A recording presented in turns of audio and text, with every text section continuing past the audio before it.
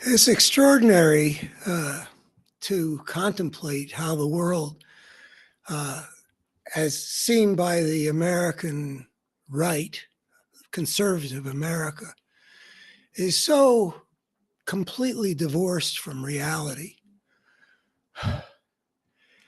They think that what's evil is good, and they think what's good is evil, and it's really quite disturbing uh, to contemplate how people can become so divorced from reality so that the way they think about climate change is way disconnected from some important reality.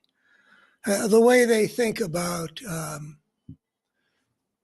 what role racism plays in the American civilization over the generations um, is at war with reality. So this is an important part of how things have gotten so broken in America. We've got a piece of America that's big enough to wield considerable power that is operating from a picture of our world that is just plain false in almost every way one can think of.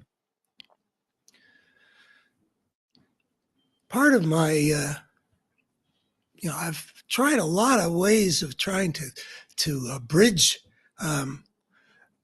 this. I did radio here in the Shenandoah Valley until talking with callers became really not constructive, given where they had gone to under the guidance of likes of Fox News and Karl Rove. I had a website that was dedicated to trying to rise, how to get the people on the American right to reconnect with reality. That reminds me of one of the major stories that came out of the years of the W presidency. I wish I remembered the details well enough, but there's some unnamed but prominent Republican or Bush spokesperson, probably Karl Rove, I'm guessing, who said something that basically implied you journalists are stuck back in the reality world. We are going to make our own reality. And that has been quoted. And I imagine there's a connection between that kind of arrogance, arrogance because reality is the only thing we've got. I mean, that's what we've got is reality. It seems obvious that if we don't deal with the world that we actually have, but are instead operating on the basis of a lot of falsehoods, that we're going to mess up the world. So one of the other things I've been doing every week since for now more than a decade, I have an op-ed column in the newspapers, a couple of newspapers in the congressional district in which I was the Democratic nominee, losing to the Republican incumbent because it's a 2-to-1 Republican area in 2012. So every week I get to put out into this in one area, I think 70% red population, a message, and I it may well be futile, all that I try to do, but one can only do what one can do. And I feel inspired, as if it's not futile, to try to compose messages that I'm able to put there on the breakfast tables of a lot of people in the Trump world, where they're incredibly, they are in such a condition that they believe lies from a guy who's the most prodigious liar in history, in contradiction to mountains of evidence that are that's publicly available. So I'm trying to think, is there some constructive way that I can talk to these people about their reality problem? I'm sort of groping around for some different way than, I've talked to them a lot about believing the unbelievable and not seeing what's right in front of their eyes, which implies a lack of contact with reality. But I feel moved to try to be compassionate rather than scolding. I mean, it's kind of I wouldn't want to be in their position that they've bought into so much that's false and are so out of touch with the real drama that's being played out between democracy and fascism, and the destructive role that they're playing in it. I don't envy their being so deluded, and I certainly don't envy their being in a position of having to recognize, which is what I'm trying to get them to do, the reality. And part of the reality is that they've really blown it. They've been hoodwinked and conned and exploited, had the worst aspects of them made into the governing parts of them in their politics. I actually knew someone very well who had made, much more briefly, and back in the 30s, this man had supported sort of the Stalinist line. This was there are radical forces at work in the 1930s, and he was aligned with with a young communist movement. And then there came a time when Stalin and Hitler signed that whatever Robin Group, the pact, the non-aggression pact, and the scales fell from his eyes, and he saw that he had really committed himself to the evil side. That Stalin was not what he thought he was, but he was a guy who was quite happy to carve up the world cruelly in cahoots with another human monster in Germany. His recognition of how he had made such a mistake was devastating to him. I knew him many years later. I mean, I was born in 1946. I wasn't going to be around when the scales fell from his eyes. But anyway, I can understand that I want these conservatives to move in the direction of recognizing reality, and part of the reality is really how badly they've blown it, how they've aligned themselves with something very destructive, something which fosters brokenness in the human world. And part of that brokenness is a detachment of their consciousness, their understanding from reality in fundamental ways. I talk about reality as if it's something that we know. And that's just it. And of course, reality is much bigger than anything we know, and all of us have, at best, very incomplete and often, uh, you know, quite imperfect in general, our understanding of reality. But it's one thing to be unaware of quarks and galaxies, as people so long were. Um, it's quite another thing to operate like today's Republican Party is, where they defend the person uh, who is breaking America into something much worse while wearing a hat that says "Make America Great Again." Detachment from reality, the opposite. It's another thing to be so far wrong in such fundamental ways. And basically, what we're talking about is brokenness versus wholeness, truth versus lie, justice versus injustice.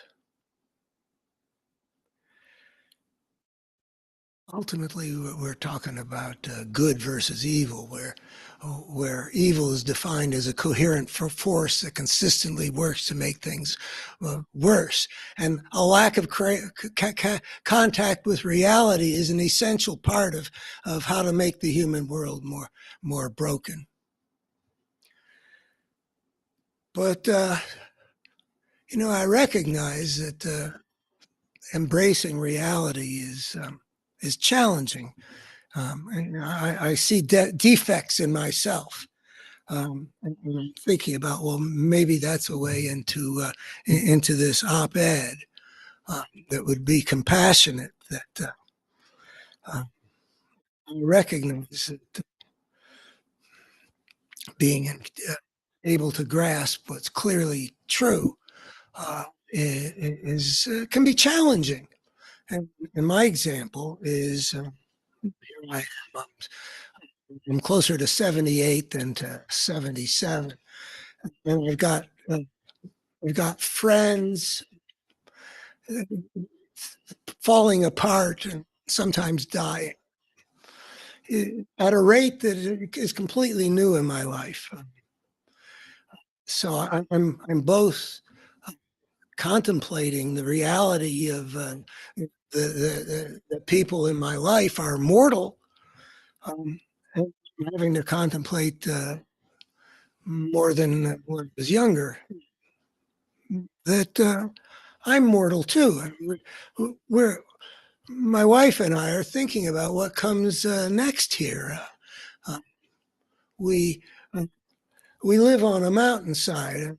I just schlepped down a big pile of branches I've pruned off, or the wind, more likely this time of year, has pruned off of trees, and I huff and puff, and I'm but I'm still able to do it. But it's just a matter of time, and who knows how much time I'm having to contemplate these things. And I've written about how my best friend from high school died just before our 55th reunion last summer. So anyway, and in terms of reality, what I see about myself is there is a significant part of me that simply can't grasp that reality, or refuses to grasp that reality. Anyways, there's some part that's continually surprised to discover what we are. And that also has got to do with another thing, which is I feel a little shy about talking about. But there's a part of me also that has difficulty grasping sort of the fleshly animal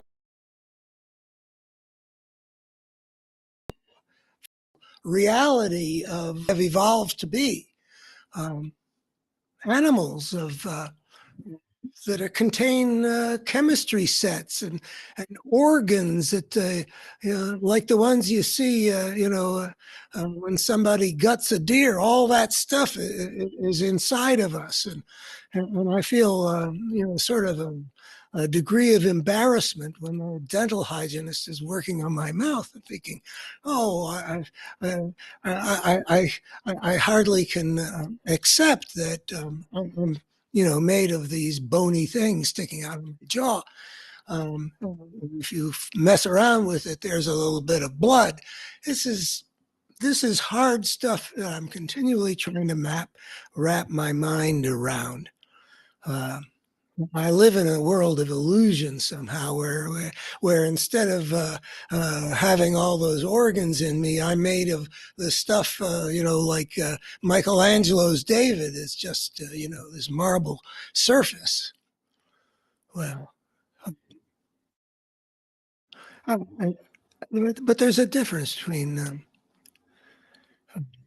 what my difficulty with some aspects of the human condition, really embracing the reality, and what's going on in the Republican world around me here in the county that goes 70% Republican. I know that I've got a reality problem. I know what the reality is. And even though I have trouble wrapping my mind around the reality of our physical mortal being, I conduct myself in recognition of the reality. I mean, I floss my teeth.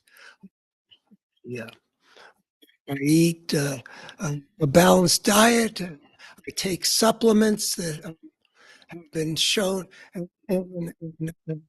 I get a lot of olive oil in my diet for my coronary health, and I'm taking care of the thing I actually truly the reality of what I live in. I just wrestle with being well integrated around the whole animality thing, which is a bit embarrassing because at the center of my thinking throughout my adult life has been this evolutionary perspective where, a billion years ago, there were one-celled creatures and it built on from there, and now here we are. That story is really essential to understanding, please go take a look at my Better Human Story in the evolutionary perspective. But anyway, here I am, this guy who's sort of focused his whole life's work on placing where we are now in the context of the whole history of how we got here, a history in which self-replicating molecules eventually became creatures with creative intelligence, thinking with meat. That's another aspect of what's hard for me to grasp about the reality that our consciousness is based in this this stuff that brains that are I find brains a bit creepy myself. I mean, heart can be kind of hard to grasp too. I mean, the whole thing is kind of a strange thing to constitute ourselves with. But anyway, but the idea that all the things that we're doing, what I'm saying and what you're hearing, this is meat, processing information and having an experiential realm of understanding and feeling and belief, and it's pretty incredible. But anyway, that is my problem. I don't know whether I'm going to be able to compose something that makes that transition, but I would like to invite people around me to move in the direction of reality. But the country needs it. But there's also something which I've tried to convey because I live out here with these people who, even if they're broken in this fundamental way in their politics, all the liberals I know out here who have these same people as neighbors and as people they do business with, and sometimes people who are in their churches, there's a general recognition that there's a lot that's really very fine in this Shenandoah Valley culture where we live. On the one hand, it's part of the Trump force of fascism, which is basically a manifestation of a coherent force that consistently works to make things worse, which is my definition of reality. But in other ways, there's a lot that's whole. When I first moved out here more than 30 years ago, I found that there was much that was good to live in, that was connected with this conservative local culture. There are aspects of the ethos that make the human world a good one to live in. Neighborliness has a value in this world that is lacking, say, in New York City, I would say, but most of America, I would say. Well, for example, if you're walking along the road and somebody drives by, what you do out here is not what you would do in the city. You wave hello, and the driver waves hello. It reminds me of that scene in Crocodile Dundee when this guy from the outback of Australia is walking along the crowded sidewalks of Manhattan, is trying to greet everybody as they go by, but they're going by the dozens. But the thing is, these people out here have learned how to live with each other in some good ways that have to do with it's not being just living among strangers. And there is a good kind of goodness that's been built into this system that's good for making things work, and that therefore is good.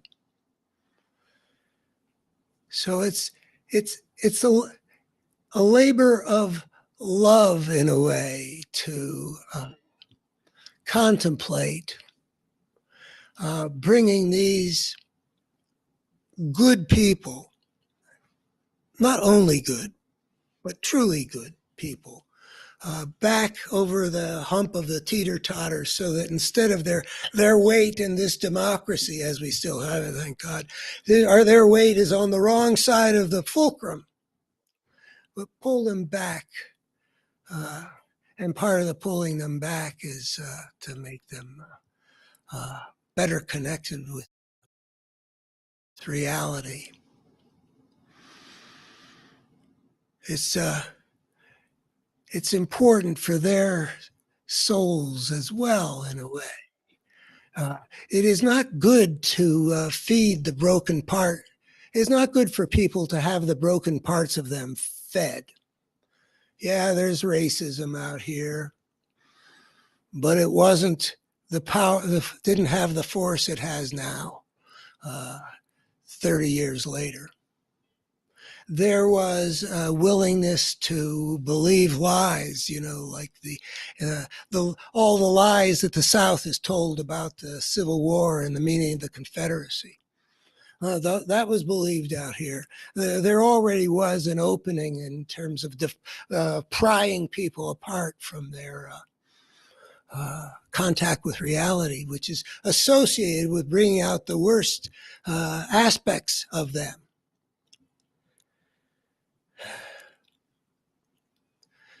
So I hope to bring them back to the right side of the fulcrum, even if only some people move a little bit. Some of them make past the fulcrum and tip the balance of power as we go into this 2024 election.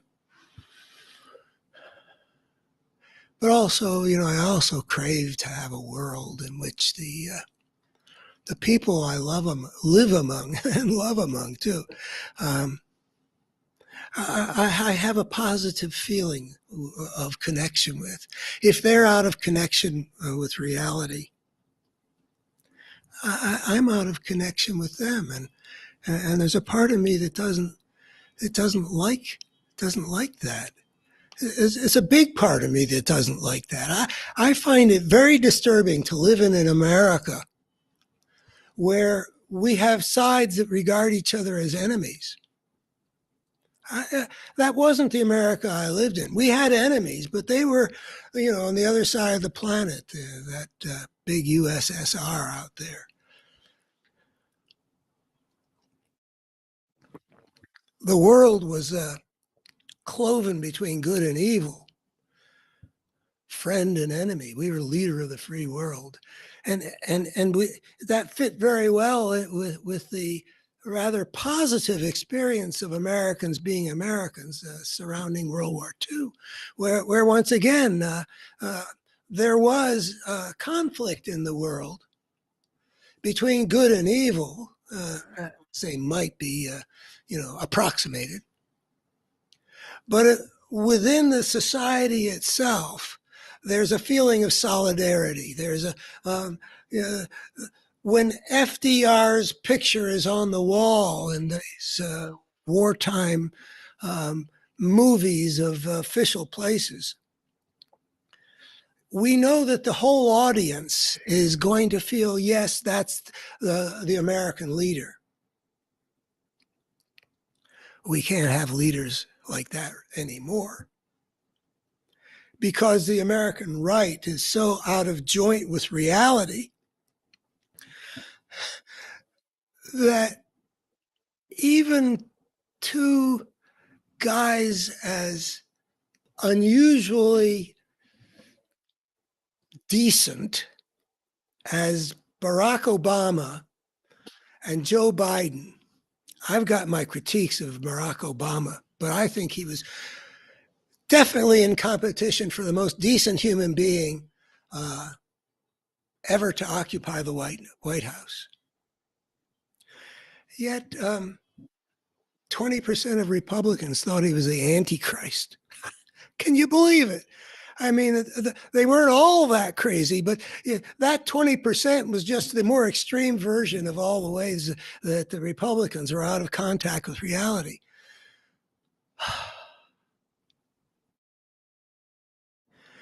That's the degree to which we have devolved. We no longer can have a picture of a decent man and say, yes, he's the American president. And now we've got Joe Biden. And, I've seen some documentaries that sort of just show Joe Biden. And he's an extraordinary man in terms of being genuinely a friendly guy. I mean, Barack Obama isn't as warm and friendly. He's just extremely decent. But you listen to what Lindsey Graham was saying about Joe Biden, as fine a man as God ever created. And if you don't like Joe Biden, there's something wrong with you. And then you look at what the way the Republican world represents him. It's not fun. I always like World War II movies. Because, one of the things I like about it is that there was that community of a nation and a sense of our having a mission and in some ways doing God's work. And after World War II,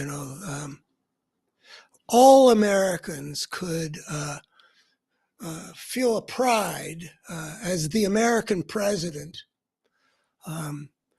is welcomed on the streets of whichever city in India it was by hundreds of thousands of cheering people.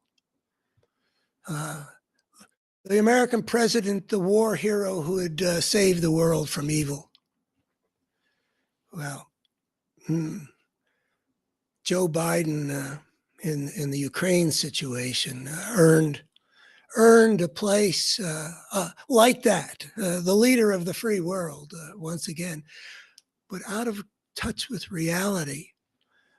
This Republican base out here will support a political party that's doing the bidding of the fascist dictator in Russia and blocking aid to Ukraine.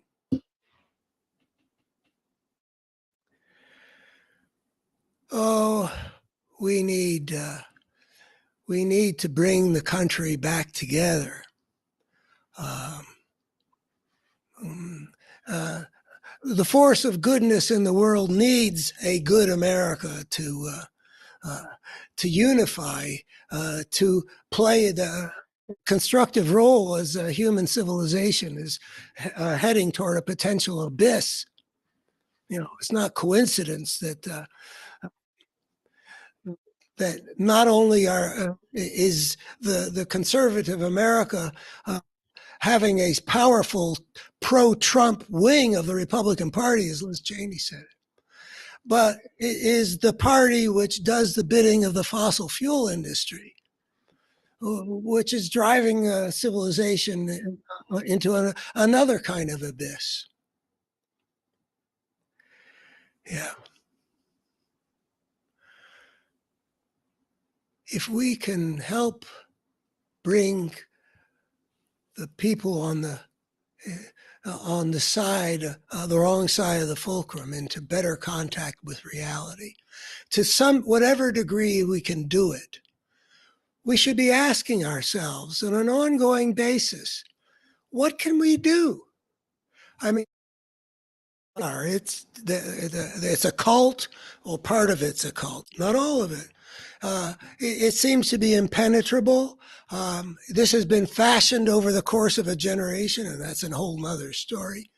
But the question, what can we do to bring these people back in touch with reality, needs to be asked and discussed on an ongoing basis. The fact that it's difficult cannot be a reason not to do what can be done. So, with that in mind, I'll be trying to hatch a piece to send out into that little bit of conservative America out there that's within reach of my voice, say something to them to move them, so that the distance between them and reality, and them and that side of America that has not bought into all that falsehood, can be reduced to whatever degree. I invite you to look at my website, abetterhumanstory.org. I say that since 2004, I've had a real focus on this battle going on in America between democracy and fascism. And in some ways, it went back to 1992, because I spent a decade trying to counteract Rush Limbaugh, but I didn't see how big the thing was that he was an agent of. But that's the drama that these times have drawn me into. But the picture I really want to convey is a bigger thing that this all fits into. What I call a better human story, which looks at the story of our species in an evolutionary perspective, and discovers in that perspective some really important things that have been insufficiently attended in the secular worldview. I mean, the secular worldview tells us, various things like about, galaxies 13.8 billion years ago, life evolving over 3.5 billion years, our being in the branch of the primates and the, et cetera, et cetera. Apes. But people, there's more to be found in that perspective. And I really, I am dedicated more than anything else to trying to provide what that shows, because I actually think it could. There are ways in which there are truths about the human story that are not widely understood, but that can be logically pretty well demonstrated as following from the evolutionary perspective, that will make it more likely that we can pull off what our species needs to pull off in the next not so many generations, which is to get our civilization together well enough and soon enough to avoid destroying ourselves. And I think it's about a toss-up which way it's going to go. So that's really what motivates me. The battle between democracy and fascism in America is one major contemporary arena in which this larger battle over the fate of humankind and the fate of human civilization is being fought. And I think that I can show a variety of things to be true, like the ugliness we see in human history and in the world around us is not human nature writ large. I believe I can compellingly demonstrate that we are better creatures than we have thought ourselves to be. And I think that understanding in itself would fortify us.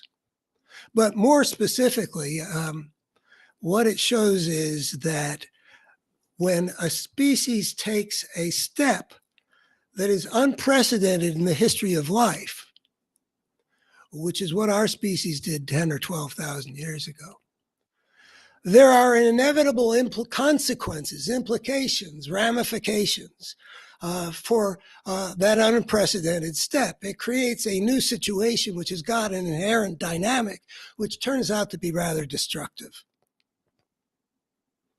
So I say that any species on any planet, anywhere in the cosmos, that steps onto that path of civilization will be compelled to undergo a social evolutionary process in which the spirit of the gangster is given a disproportionate say. Brokenness is a force of brokenness is a natural emergent phenomenon when any species anywhere takes that unprecedented step. And civilization defined as the kind of societies that are created when a species extricates itself from the niche in which it evolved biologically by inventing its own way of life. And from that, we can discover something at the center of the human drama, which, again, I think I can show that it's there, and it's important for us to understand that it's a battle between a force that makes things better and a force that makes things worse, and there are coherent forces that can be shown. But in a few minutes, I will be back to take things in a different direction that the evolutionary perspective offers. The first set of important ideas, and please go to abetterhumanstory.org to see if I deliver on this stuff. That's based on the implications of taking that fateful step onto the path of civilization. There's a second set of ideas which comes from another aspect of the evolutionary perspective, which is recognizing that what evolves to be inside of a creature tends overwhelmingly to be there as testimony to the fact that its being there was life-serving. In other words, those ancestors that that had that emerging trait or whatever, I'm especially concerned about experiential tendencies that are inborn in us, but that whatever is there, that those who had it or were moving in the direction of the species evolving to have it were more likely to survive and therefore and pass their DNA into the future than those that lacked it. That's how evolution works. It's a process of natural selection for what's able to get its DNA into the future. And for the most part, what goes into the future is what was life-serving for the ancestors to have, almost by definition. And that understanding transforms how we in the secular thinking world understand the realm of experience, that it is not merely subjective. It is it is there because it has served to survive in the world in which we evolved. And that means that those who had these experiential tendencies, and I'm going to be focusing on one aspect of that having to do with the spiritual dimension in this next, the spiritual dimension is something that evolution has created in the realm of human experience. And that means that it has been more adaptive for us humans to have that kind of experience than not to be able to have that kind of experience. And that means that whatever is being imparted from that dimension of our experience has led our ancestors on balance in directions that enhance their chances for survival or life-serving. So the next video I make this morning will have a title that's something like how the evolutionary perspective shows that the spiritual dimension is real, important, and life-serving. And it will try to move people's thinking in the direction away from what secular America generally seems to think about spiritual experiences, which is to be somewhat dismissive. At least a good part of secular America doesn't have a lot of regard for it. But if we see it in an evolutionary perspective, what we recognize is that there's a place within us that we evolved to have in us, where there are treasures to be found by attending to what messages come from that place.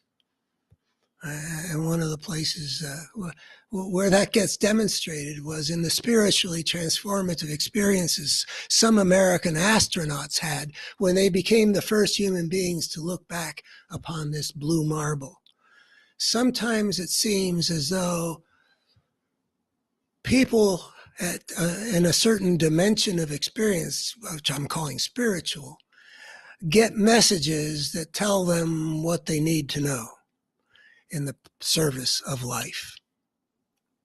Thanks. Come back, please.